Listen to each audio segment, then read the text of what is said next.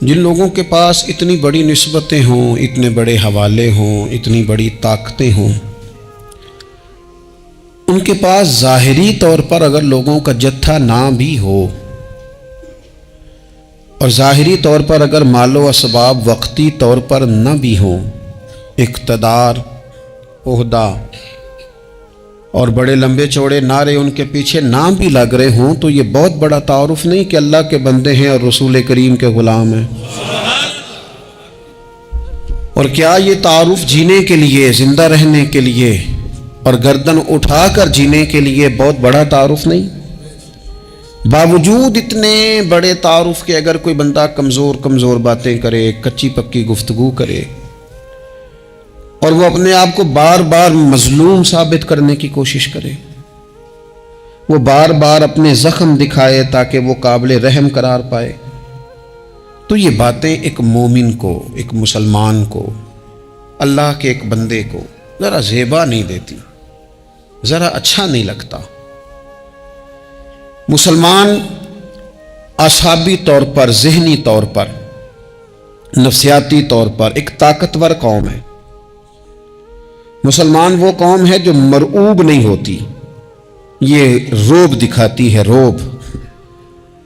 ہم وہ لوگ ہیں کہ جن کے اکابرین سوئے بھی ہوتے تھے، نہ سوئے ہوتے تھے حضرت عمر، لیکن ان کو سوئے ہوئے دیکھ کر بھی لوگ کانپا کرتے تھے، اس لیے کہ شیر تو شیر ہی ہوتا ہے نا، وہ سویا ہو تو پھر بھی شیر ہی۔ تو میں کچھ عرصے سے اس کمی کو بڑی شدت سے محسوس کرتا ہوں کہ لوگ، یعنی کوئی شخص بھی ملتا ہے تو وہ اس لہجے میں بات کرتا ہے کہ اسے مظلوم مان لیا جائے، قابل رحم مان لیا جائے، اس کی مدد کی جائے، اس پر توجہ کی جائے۔ یہ مسلمان کی شان نہیں۔ آپ سورہ بقرہ پڑھیں گے تو قرآن مجید اصحاب صفہ کی شان بیان کرتا ہے کہ انہیں بڑی حاجت ہے، بڑے ضرورت مند ہیں۔ وہ لوگ تھے جو کئی دنوں تک روٹی نہیں کھاتے تھے، لیکن رب فرماتا ہے کہ میرے محبوب کے مدرسے کے ان طالب علموں کو جو دیکھے گا اسے محسوس ہوگا کہ یہ تو بڑے امیر لوگ ہیں۔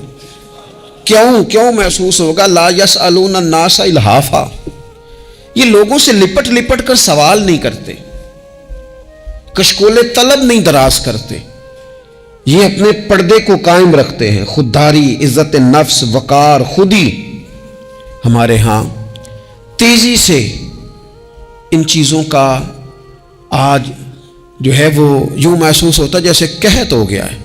الا ماشاءاللہ، آپ کے زخم دکھانے سے کوئی بھی آپ کا زخم نہیں بھرے گا، بلکہ میں نے تو یہ دیکھا ہے اپنی زندگی میں کہ اچھا بھلے تعلقات چل رہے ہوتے ہیں، آپ کو ذرا ضرورت پڑ جائے تو سامنے والا آنکھیں پھیر لیتا ہے، اسی وقت اس کا ماحول اور اس کے حالات خراب ہو جاتے ہیں۔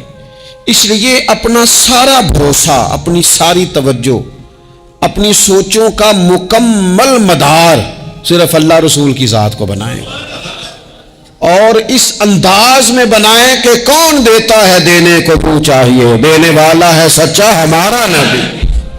اور یہ ذہن بنائیں زندگی میں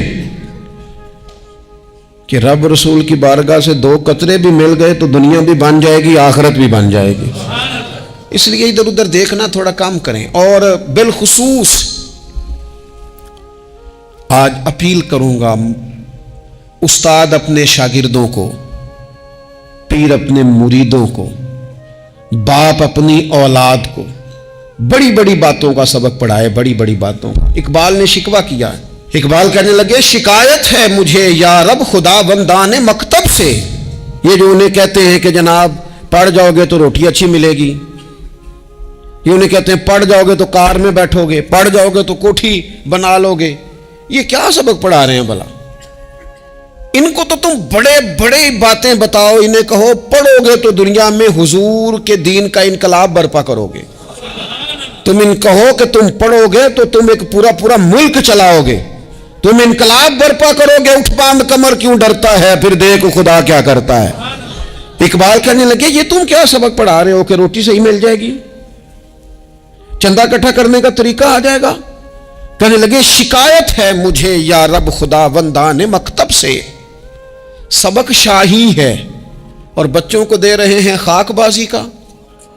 اڑنے والی تعلیم تھی اور یہ انہیں رینگنے کا سبق پڑھا رہے ہیں۔ تگڑی باتیں بچوں کو سکھاؤ، تگڑی۔ یہ پھر سارے نہ ڈھونڈتے پھریں کہ وہ فلانا جو ہے نا چاچا امیر ہے تو ماموں امیر ہے تو فلانی خالہ باہر ہے تو فلانا ذرا مہربانی، کوئی بھی نہیں مہربانی کرتا۔ مہربانی جب بھی کرتا ہے یا خدا کرتا ہے یا مدینے والے محمد مصطفیٰ کرتے ہیں۔ اپنی توجہات کبھی بچوں کو دیکھیں، حضرت لقمان اپنے بیٹے کو کیا کہتے ہیں؟ کہتے ہیں یا بنی اقم الصلاۃ وامر بالمعروف وانہی عن المنکر۔ حضرت لقمان اپنے بیٹے کو سمجھاتے ہیں، کہتے ہیں اے بیٹا نماز قائم کرنا، لوگوں کو بھلائی کا حکم دینا، برائی سے منع کرنا، وَاصْبِرْ عَلَىٰ مَا أَصَابَكَ، اور جب مصیبت پہنچے تو صبر کرنا، ادھر ادھر رونا دھونا نہ کرنا، نماز پڑھنا، بھلائی کا حکم دینا، برائی سے منع کرنا، اور اگر کوئی مصیبت پہنچے تو اس پر صبر کرنا۔ کتنے کام ہو گئے؟ 4۔ ایک نماز پڑھنی ہے، ایک بھلائی کا حکم دینا ہے لوگوں کو، ایک برائی سے، اور اگر کوئی مشکل آئے تو کیا کرنا ہے؟ ان ذالک من عزم الامور۔ فرمایا بیٹا یہ بڑی ہمت والے کام ہیں، ہمت والے کام کرنا، ہمت والے، طاقتیں اپنی قائم رکھنا، کمزور نہ پڑنا، لوگ تمہارے آنسو نہ دیکھیں، کوئی تمہیں تڑپتا نہ دیکھے۔ چھوٹا چھوٹا زخم لے کر لوگ سگنل پہ کھڑے، چھوٹی چھوٹی مجبوریاں لے کر لوگ مانگنے کے لیے دروازوں پر کھڑے ہیں۔ امت مسلمہ کا یہ مزاج نہیں، یہ وقار نہیں، یہ انداز نہیں۔ ہم تو بانٹنے والے لوگ، چلے مشکل آ جاتی ہے، زندگی میں ضروریات پڑ جاتی ہیں، قرضہ صحابہ بھی لے لیا کرتے تھے، لیکن یہ جو لہجے آج ہم نے اختیار کر لیے، کمزور ہو جانا، کچا پڑ جانا، غریبی کا رونا، یہ انداز اہل ایمان کا۔ بچوں کو طاقتور ہونا چاہیے۔ میرے نبی کریم صلی اللہ تعالیٰ علیہ وآلہ وسلم نے نا ارشاد فرمایا، ایسا نہیں ہے کہ کوئی بندہ کمزور ہے تو وہ ناپسندیدہ ہے، یہ نہیں فرمایا کہ جو بزدل ہے تو وہ بڑا کوئی کٹا ہوا آدمی ہے، لیکن حضور فرماتے ہیں، صحیح مسلم میں حدیث موجود ہے، حضور فرمانے لگے طاقتور مسلمان نا اللہ کی نظر میں بزدل مسلمان سے زیادہ پیارا ہے۔ طاقتور ہے نا، اس کی شان زیادہ ہے، یہ جو با ہمت ہے، با حوصلہ ہے، جس کے اعصاب مضبوط ہیں، یہ رب کریم کی بارگاہ میں باوقار ہے، اللہ کے حضور اس کی قدر ہے۔ اور حضور علیہ الصلوۃ والسلام صحابہ کو دعائیں سکھایا کرتے تھے، اور تعلیم امت کے لیے خود بھی حضور وہ دعا فرمایا کرتے تھے، کہتے تھے اے اللہ بزدلی سے بچا، کنجوسی سے بچا، اے اللہ اس بڑھاپے سے بچا جو انسان کو بڑا پریشان کر دے۔ حضور دعائیں مانگا کرتے تھے۔ دیکھیں بیمار انسان ہو جاتا ہے، اگر وہ سوچے نا رب کی طرف سے ہے تو پھر بیماری کا لوگ بڑا مزہ لیتے ہیں، کیونکہ جب بندہ بیمار ہوتا ہے تو نفسانی خواہشات ساری ختم ہو جاتی ہیں۔ اور میں اکثر دوستوں سے کہتا ہوں کہ بعض چیزیں ایسی ہیں جو وجد میں لے آتی ہیں بندے کو، اگر وہ غور کرے تو۔ آپ یہ حدیث پاک سنیں، حضور علیہ السلام نے فرمایا بیمار کے ساتھ ضد نہ کرو کہ ضرور کھا، ضد نہ کرو، اس لیے کہ اللہ اسے کھلا بھی دیتا ہے، پلا بھی دیتا ہے۔ اب جب کسی کو پتہ چلے کہ میں بیمار ہوں تو رب مجھے کھلا پلا رہا ہے، تو مجھے بتائیے بیماری کتنی پیاری لگے گی، بیماری میں کتنا سرور آئے گا۔ پھر تو انسان ہمیشہ چاہے گا کہ مجھے وہ چیزیں ملیں جو مجھے اللہ تبارک و تعالیٰ کی بارگاہ کے قریب کر دیں۔ دوسری بات یہ ہے کہ میدان میں جب انسان اترتا ہے نا تو اسے ایک بات اپنے ذہن میں رکھنی چاہیے کہ جیت اور ہار یہ اللہ تعالیٰ کے دست قدرت میں ہے، لیکن جب وہ لڑے تو جیتنے کے لیے لڑے۔ ہمارے ہاں نا بہت سارے لوگ لڑنے سے پہلے ہی ہارے ہوئے ہوتے ہیں، میدان میں نکلنے سے پہلے ہی وہ کمزور باتیں کر رہے ہوتے ہیں، ابھی سفر شروع نہیں ہوتا، وہ کہہ دیتے ہیں نہیں جناب آپ کی بات تو ٹھیک ہے پر کیسے ہوگا، کیوں کر ہوگا، لوگ تو آج کل چلتے ہی نہیں، بڑے مسئلے خراب ہیں۔ اور پھر کچھ لوگ ایسے ہیں جن کی باتیں سن کر بندے بیک گیئر لگا لیتے ہیں، اور میں نے دیکھا باتیں کرنے والے وہیں رہتے ہیں اور کام کرنے والے کہاں سے کہاں چلے جاتے ہیں۔ یہ یقینی نہیں کہ جیتیں گے، لیکن جب میدان میں اترے نا تو پھر ہمیشہ جیتنے کے لیے اتریں۔ کوشش کریں کہ میں نے اس انداز میں نکلنا ہے کہ میں نے نہ جیتنا ہے۔ حضرت مولا علی شیر خدا کرم اللہ تعالی وجہ الکریم سے کسی بندے نے پوچھا حضور آپ ہر میدان میں کامیاب کیوں رہتے ہیں؟ فرمانے لگے جیت ہار تو رب کریم کے دستے قدرت میں ہے، لیکن جب میں اترتا ہوں نا میدان میں تو میں دشمن دیکھ کے پہلے ہی فیصلہ کر لیتا ہوں کہ میں نے اس کے پیٹ میں خنجر مارنا ہے کہ گلے پہ، میں جیتنے کے لیے میدان میں اترتا ہوں۔ تو آپ دیکھ لینا دیواریں ہلتی رہتی ہیں اور در کانپ جاتا ہے، علی کا نام سن کر اب بھی خیبر کانپ جاتا ہے۔ کیوں کہ کہتے ہیں میں ذہن بنا لیتا ہوں کہ میں اسے کاٹ کے لاؤں گا، میں ڈرتا اور سہمتا ہوا میدان میں نہیں اترتا۔ ذہن ہوتا ہے کہ آج لڑوں گا تو جیتوں گا، آج میں دیکھیں میں کیا کرتا ہوں۔ حوصلہ نہیں پیدا کر پا رہے بچوں میں، کچھ بچے بھی اللہ خیر کرے عزم و ہمت والے لوگوں کے پاس بیٹھتے نہیں، اور دوسرا ہم اپنے بچوں کا کسی کو آئیڈیل بھی نہیں بننے دیتے۔ بچے کسی کا نام لیتے ہیں تو ہم کہتے ہیں پتر چھاڑ پر یہ دور ہی نہیں ہے۔ ہم کوئی ایسا ذوق، کوئی مزاج، کوئی طبیعت پیدا ہی نہیں ہونے دیتے۔ کچھ آنے والی نسل کا مزاج ہے کہ وہ اٹھنا نہیں چاہتی، بیٹھنا نہیں چاہتی، چلنا نہیں چاہتی، وہ چاہتی ہے میں لیٹی رہوں، موبائل میرے ہاتھ میں رہے، باقی سارے کام ریموٹ کنٹرول ہو۔ جب انسان دیکھیں نا، ایک ڈاکٹر صاحب کے پاس ایک دفعہ میں گیا تو ایک مریض کو وہ سمجھا رہے تھے، اسے کہہ رہے تھے کہ تو تھوڑی ورزش بھی کیا کر، تھوڑی ورزش بھی کیا کر، اور ساتھ انہوں نے بڑی اچھی بات کی، کہنے لگے اللہ تعالیٰ نے نا جسم میں جوڑ بنائے ہیں، یہ گھٹنے ہیں، یہ کونیاں ہیں، اللہ نے جوڑ بنائے ہیں، اسی لیے تو بنائے تھے کہ تھوڑی ان کو حرکت بھی دی جائے، لیکن اگر آپ ان جوڑوں کو حرکت ہی نہیں دیں گے تو یہ تو زانگا لود ہو جائیں گے۔ تو کام زندگی میں عزم کے ساتھ، ہمت کے ساتھ، اور سب سے بڑی مضبوطی یہ ہے کہ آپ یہاں سے مضبوط ہوں، آپ اعصابی طور پر مضبوط ہوں۔ یہ جو کمزوری ہے نا، ذہنی کمزوری، میں نہیں پسند کرتا کہ مطلب خواتین بچوں کو اس لیے ڈرائیں کہ بیٹا او ہو بلی آ گئی ہے۔ وہ بلی کیا ہوتی ہے جی؟ لیکن جو خواتین آج بھی بچوں کو بلی سے ڈرائیں گی، اچھا اس کو ڈرا بلی سے رہی ہوتی ہیں اور ساتھ کہہ رہی ہوتی ہیں ماما کا شیر، جی آپ کا شیر بلی سے ڈرتا ہے، یہ اماں کا شیر بلی سے ڈر رہا ہے، آپ نے اسے بلی سے ڈرا دیا اور نام شیر رکھ دیا ہے۔ یہ کیسا شیر ہے کہ جو بلی آتی ہے تو بھاگ جاتا ہے؟ یہ ماحول مطلب متضاد ہے۔ یہ کاکروچ دیکھ کر چیخیں مارنا نا، یہ برگر فیملی ہونے کی علامت ہے۔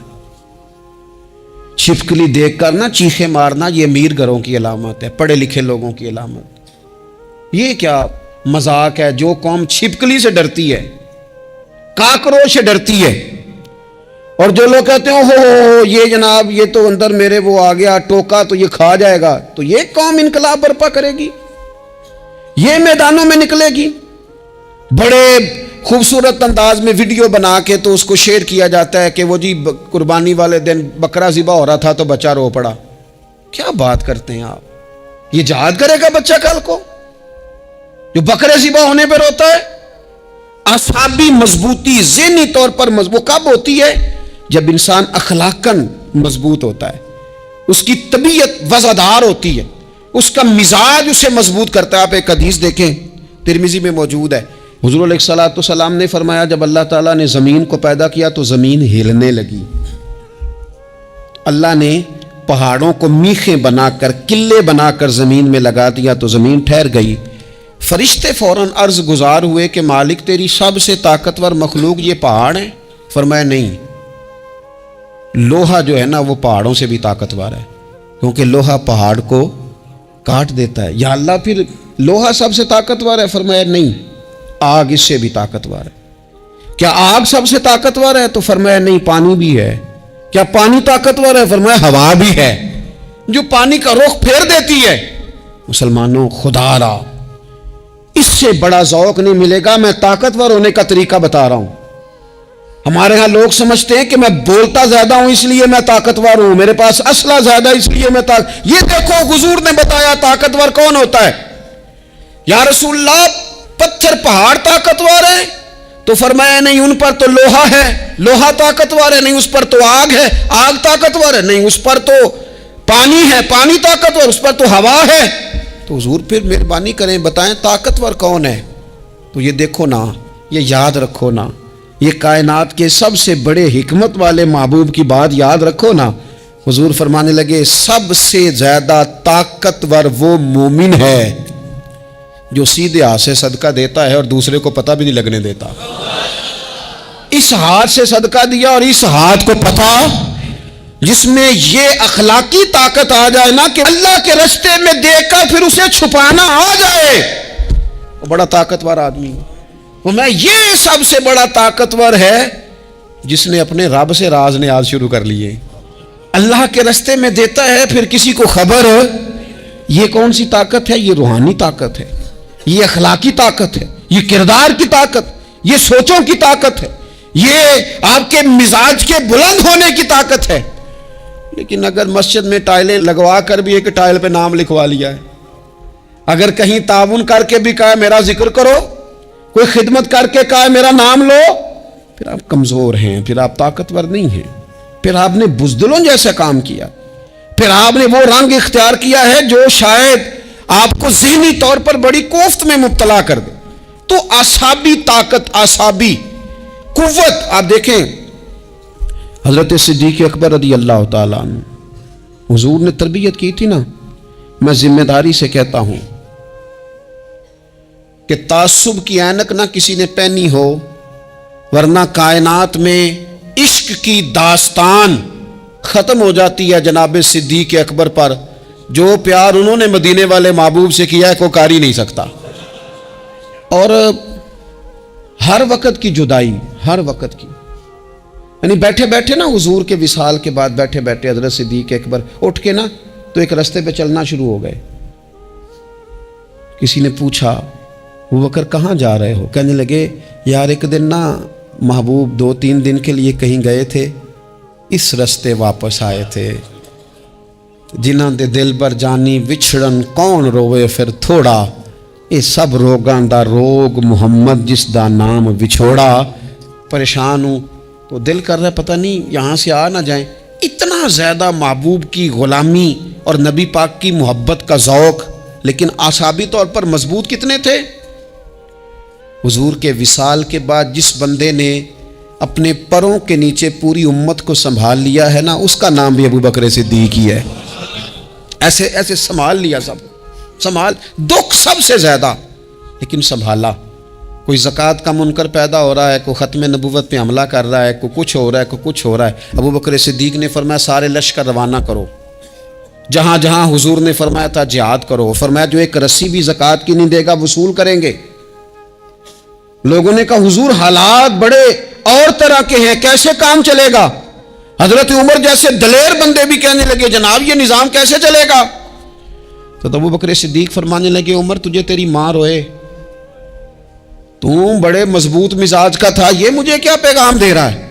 فرمایا عمر یاد رکھ اگر میں مدینہ منورہ میں اکیلا بھی رہ گیا اور جنگل کے درندے میرا آ کے گوشت بھی نوچ کے لے گئے تو پھر بھی میں ان اصولوں پر کھڑا رہوں گا جن اصولوں پر مدینے والے رسول نے مجھے کھڑا کیا ہے۔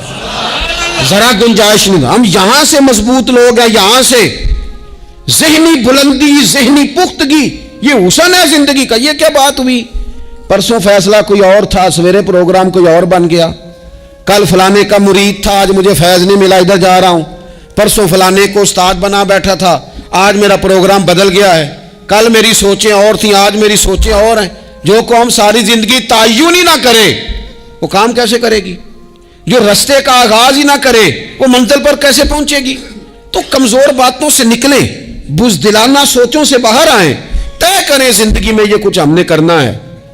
میں نے کہا ہے نکلیں میدان میں جیتنے کے لیے، پھر رب کی مرضی ہے، پھر اللہ کی مرضی ہے۔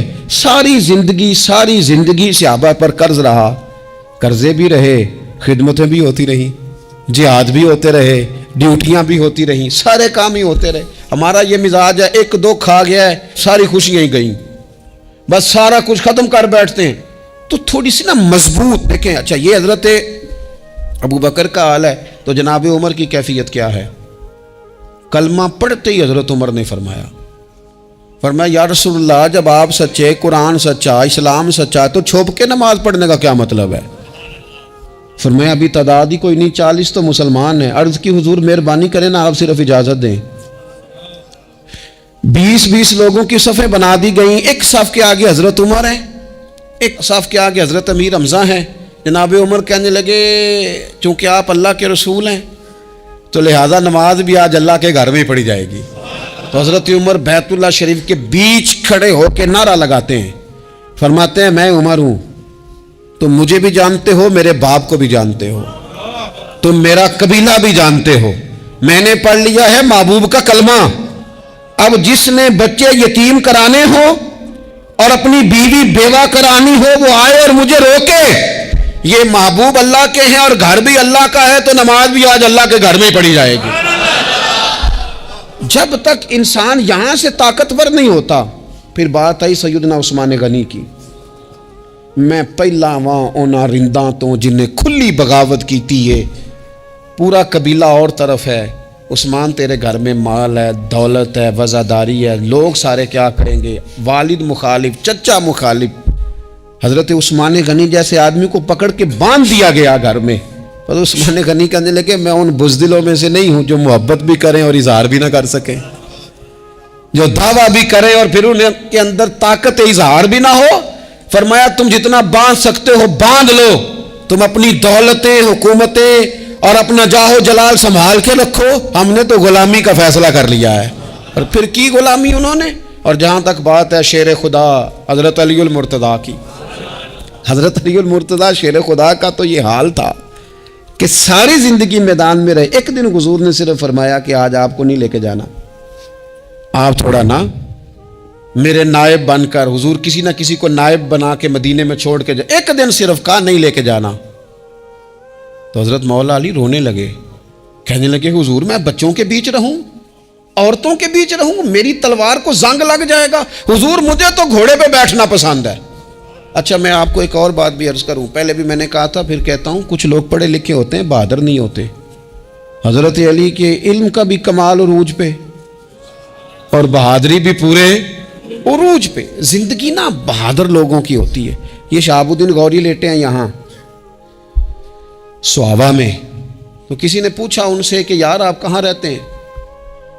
کہنے لگے میں گھوڑے کی پشت پہ ہوتا ہوں، ہمارے بچے بڑی سونی فوٹو بناتے ہیں، ان سے پوچھیں آج کل آپ کیا کرتے ہیں تو کہتے ہیں موبائل چلاتے ہیں۔ آپ کیا کرتے ہیں؟ فوٹو کھینچتے ہیں۔ آپ کیا کرتے ہیں؟ کہتے ہیں وہ نا مجھے ایسا عجیب مسئلہ ہے موبائل کا کہ بچوں کی نا مطلب میں کئی دفعہ سوچتا ہوں کہ اگر انہیں کچھ 4 گھنٹے موبائل سے علیحدہ رہنا پڑا نا تو ہو سکتا ہے کہ ان کو ڈاکٹر کو بھی دکھانا پڑ جائے، اتنی کو بری حالت ہو گئی۔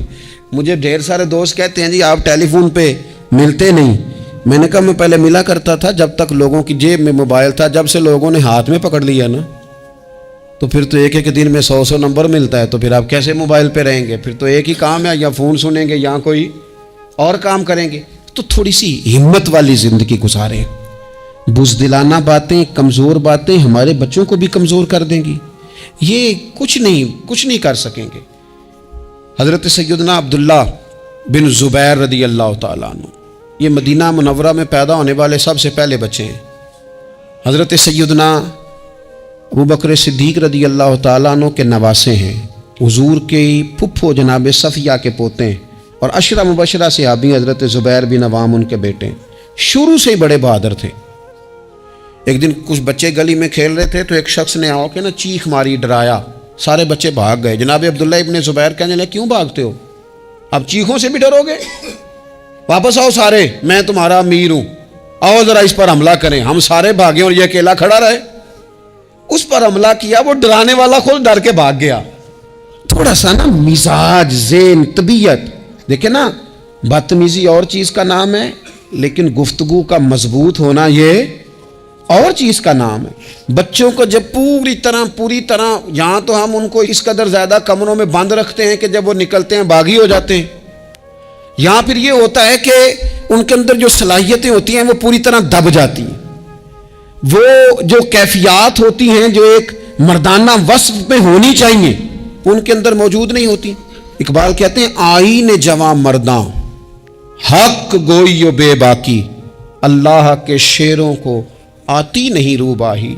اور یہ جو سہمے دوست ہیں نا، بالخصوص غریب طبقے سے، ان سے میں عرض کروں گا کبھی کسی کی گاڑی دیکھ کر مرعوب نہیں ہونا، کبھی کسی کے مہنگے کپڑوں کے روب میں نہیں آنا، کبھی نہیں۔ حالات کے سہمے ہوئے لوگوں کو بتا دو حالات بدل جاتے ہیں، ایک جیسے نہیں رہتے، کبھی کمزور نہ پڑیں۔ اور جگہ جگہ اپنے دکھ بھی نہ بتائیں، جگہ جگہ اپنے دکھ نہ بتائیں، ہمت کریں، ہمت کریں۔ وہ ایک شاعر نے کہا تھا کہ با ہمت لوگ کبھی ہارا نہیں کرتے، یا وہ جیت جاتے ہیں یا کچھ سیکھ جاتے ہیں۔ وہ نا میدانوں میں رہتے ہیں، کمزور نہ پڑیں۔ یہ جو اتنا لمبی لسٹ بن گئی ہے نا، اتنی لمبی لسٹ مانگنے والوں کی، اتنا لمبی فہرست ہو گئی ہے ہر سگنل پہ، ہر چوک میں، ہر رش والی جگہ پہ، یہ بتاتی ہے کہ لوگ اس کو ہار ہی نہیں سمجھتے، کمزوری نہیں سمجھتے، طاقت والا مزاج۔ حضرت عمر بہادر تھے تو بہادر لوگوں کو پسند بھی بڑا کرتے تھے۔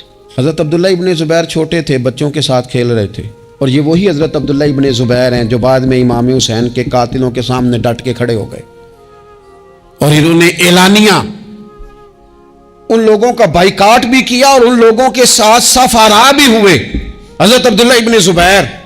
اور فرماتے ہیں کہ میری ماں 90 سال سے زیادہ عمر تھی حضرت اسماء بنت ابی بکر کی، جب میں نے انہیں کہا نا اماں وقت آ گیا ہے شہادت کا، تو میری اماں مجھے کہنے لگی پتر میدان میں رہنا، میدان میں بکرے کو ذبح ہوتے وقت تکلیف ہوتی ہے، جب اس کی کھال اتاری جائے پھر کوئی تکلیف نہیں ہوتی، ایسے ہی کمزور نہ پڑنا۔ ہمارے ہاں تو لوگ کہتے ہیں نا پتر اندروں کنڈی لے لا، ساڑی نہیں لڑائی، وہ جب ہمارے گھر آگ آئے گی پھر اسے ہم بند کریں گے، ابھی نہ تو بالکل باہر نہ نکلنا۔ کیسے قوم آگے بڑھے گی؟ جرتیں کیسے پیدا ہوں؟ اور جو کچھ کہہ نہیں سکتے وہ منوائیں گے کیسے؟ جو بات کرنے کی طاقت نہیں رکھتے وہ اپنا منوائیں گے کیسے؟ حضرت عبداللہ ابن زبیر رضی اللہ تعالیٰ عنہ اپنے دوستوں کے ساتھ گلی میں کھیل رہے تھے، جناب عمر فاروق آ گئے۔ حضرت عمر فاروق کا جلال تھا، بچے ان کو دیکھ کے دوڑ گئے، حضرت عبداللہ ابن زبیر کھڑے، حضرت عمر قریب آئے، کہنے لگے پتر آپ کیوں نہیں دوڑے؟